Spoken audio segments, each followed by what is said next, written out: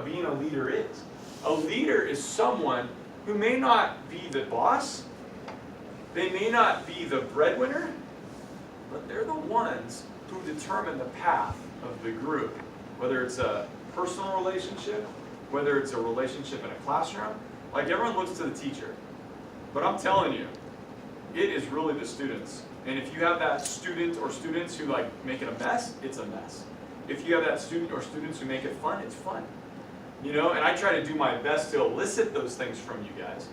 But at the end of the day, like, you can even lead in a classroom situation. Now, be careful with that. We have people on campus, teachers, you know, you speak out or something and they're gonna just like light you up in front of the class or whatever. You know, it happened to me when I was here actually several times. But so you gotta be careful with it. But you have more power than you think. No matter what you are in the groups you're in, you have a lot of power to affect the sphere of influence. Let's talk about yeah. So within a group, if one person gives off an attitude of like annoyed and just doesn't want to deal with anything, it affects. It seeps through. You notice that? Yeah, because I don't know how to help my kids at Fresno High School, but since they don't have a real good structure of discipline, they really do struggle with how to spread their emotion correctly and attitude. Good. Man, you said that in such a scientific and perfect way.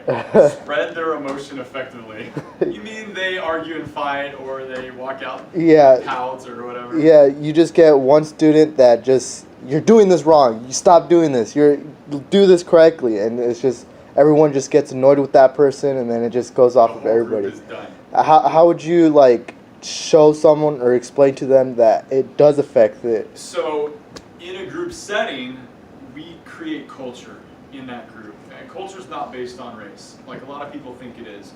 It's related to race, obviously. Like, if you grew up in, you know, like growing up in Orange Cove, now I'm a white dude, I get it, but we did piñatas, right? Yeah. So I'm white doing piñatas, so it's not a race thing, but that came from Mexico. So you can link that cultural thing to the race of a Mexican race thing, right? But it's not always. But you create cultures in your group. We have a culture in this classroom, you know, and it feels different than other classrooms you're in, most likely. And so with your group, you want to talk about the things of value to that group, and that'll create a culture.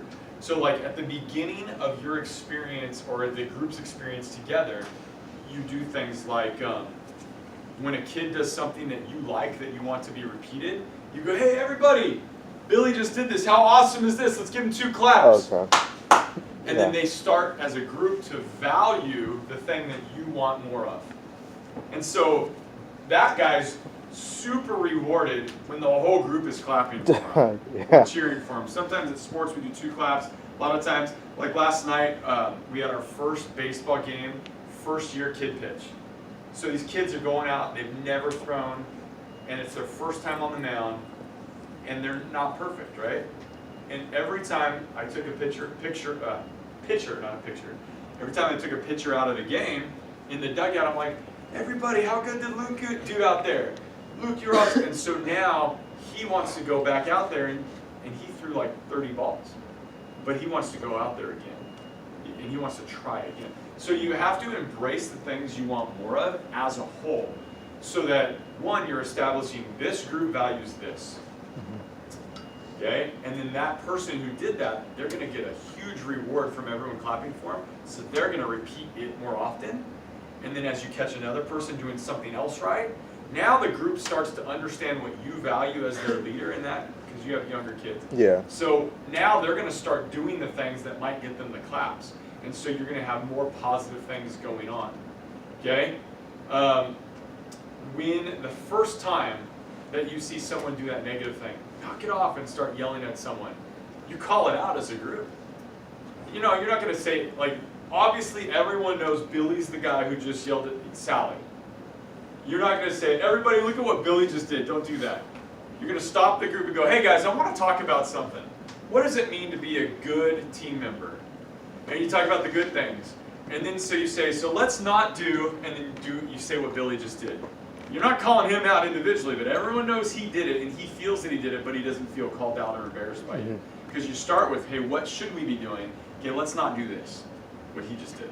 Okay. And so, I mean, that means you need to identify what you want them to do and how you Yeah. want them to respond when someone's screwing up. How should we respond? Talk about it, and then let's not do this. And so what happens is, as a group, these will be the most train-wreck kids at home. They'll be beating each other up. But when they come into that room where you've created this culture of teamwork and a culture of working hard, they will be different to each other in there.